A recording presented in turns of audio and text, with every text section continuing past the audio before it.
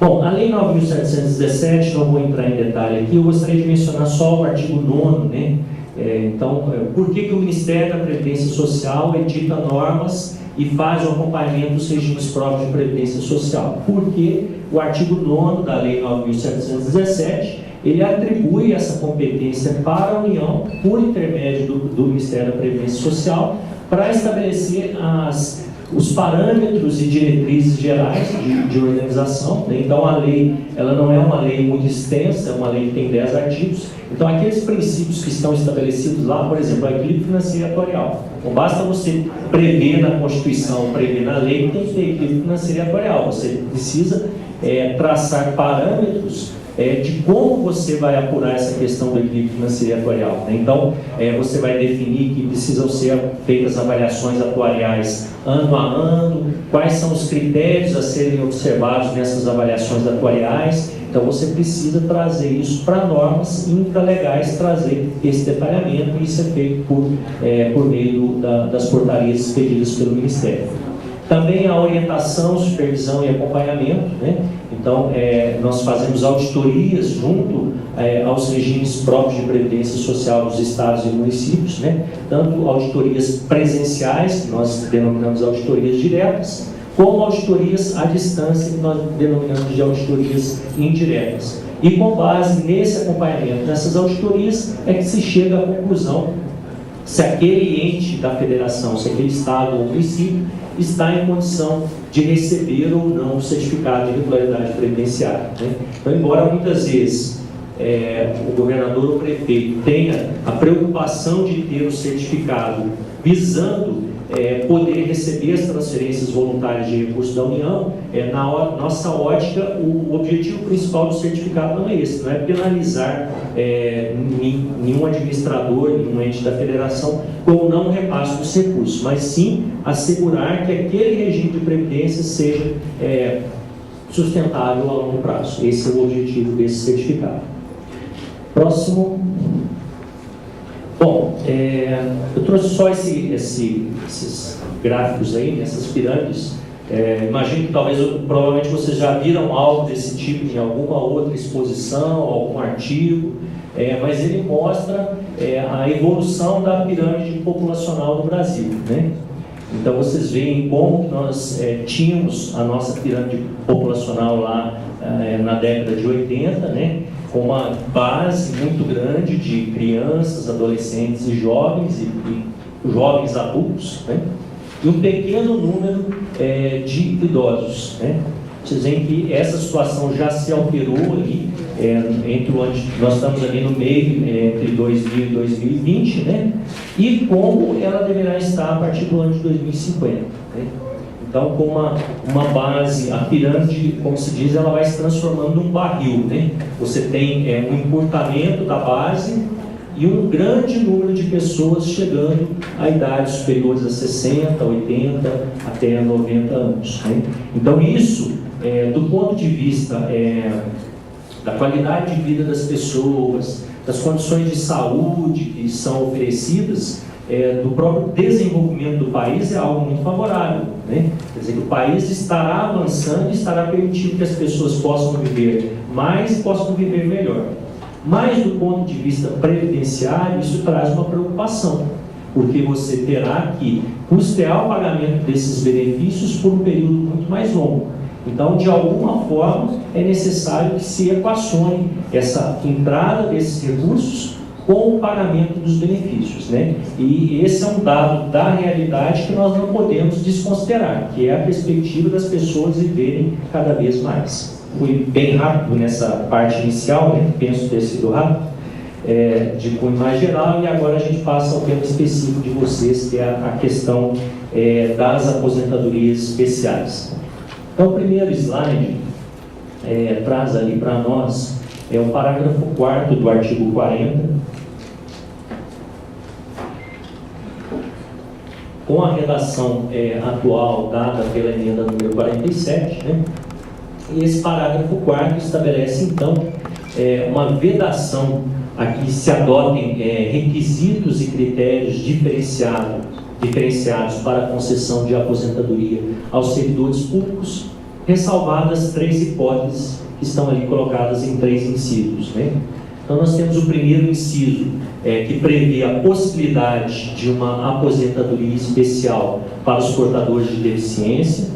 Temos o segundo inciso, que prevê a possibilidade de aposentadoria especial para os servidores públicos que trabalhem em atividades de risco.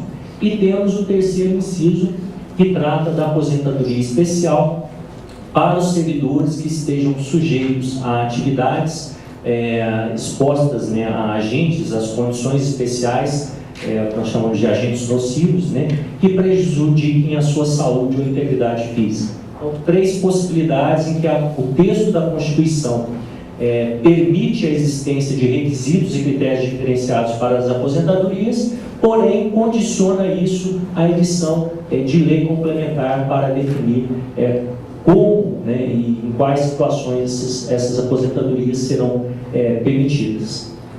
E nós temos lá no parágrafo único do artigo 5º da Lei 9.717, esse parágrafo único foi acrescentado por uma medida provisória do ano de 2001, que veda a concessão de aposentadoria especial na forma do parágrafo 4º do artigo 40, enquanto não houver uma lei complementar federal disciplinando a matéria. Então, hoje, se eventualmente algum estado ou município, por iniciativa sua, concede aposentadoria especial, ele estaria numa daquelas situações de descumprimento da Lei 9717.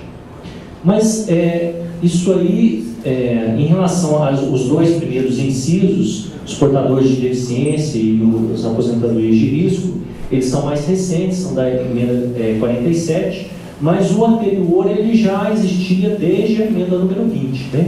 E até hoje essas leis complementares não foram editadas. Então, em decorrência dessa grande dessa demora em se aprovar essas leis complementares, o que passou a ocorrer? Os servidores e as suas entidades representativas passaram a ingressar junto ao Supremo Tribunal Federal com mandados de injunção, né, que é um remédio constitucional previsto para aquela situação em que você tem um determinado direito que a Constituição prevê, mas esse direito não se pode exercitá-lo enquanto não houver uma lei complementar, né? Uma lei que o disciplina. Então, passaram a ingressar com esses mandados de injunção e nós vamos falar um pouquinho sobre eles mais à frente. Próximo. Bom, vou fazer aqui uma breve exposição sobre a situação da regulamentação de cada um desses 3 incisos, né, do parágrafo 4º do artigo 40, que tratam das aposentadorias especiais, né? Então, o primeiro inciso é aquele que trata da aposentadoria dos portadores de deficiência. Ainda, já vou começar pelo final ali e depois eu volto para o início. Não existe um projeto de lei encaminhado pelo Executivo para tratar da aposentadoria especial dos servidores públicos. Não existe esse projeto ainda. O que existe, e eu comento acima, é um projeto de lei complementar 277 de 2005, porém ele é voltado para os trabalhadores da iniciativa privada, né? Então ele visa regulamentar a aposentadoria especial dos portadores de deficiência que são segurados do regime geral, tá? Até na semana passada, esse projeto chegou a ser aprovado na Câmara e atualmente ele está no Senado, né? Na semana passada eu estava indo para casa e aí, ouvindo a Voz do Brasil, ouvi que houve a aprovação desse projeto em uma comissão lá no Senado. Então acredito que ele deve ir para plenário em breve. Ele beneficiará de imediato os servidores públicos? Não. O que poderá acontecer se esse projeto for aprovado e permanecer não existindo um projeto dirigido aos servidores públicos, é que se passe a ingressar com mandados de injunção para que os servidores públicos portadores de deficiência tenham direito a terem a sua aposentadoria segundo esse projeto, né? Então essa é a situação do primeiro inciso, que é a aposentadoria especial dos portadores de deficiência. Bom, inciso 2, que trata das atividades de risco, nós temos um projeto de lei complementar, que é o PLP 554 de 2010, foi encaminhado pelo Executivo, né? Conforme foi dito aqui na abertura, esse projeto de lei complementar ele se dirige a apenas duas categorias, né? Que são os policiais e os agentes penitenciários, agentes carcerários. Então, apenas essas duas categorias estão originalmente no projeto encaminhado pelo Executivo. E nós temos um outro projeto de lei complementar, que é o 330 de 2006, e em relação a esse projeto de lei complementar foi aprovado um substitutivo do deputado federal Policarpo, aqui do Distrito Federal, e então o projeto do Executivo encontra-se hoje apensado, né, a esse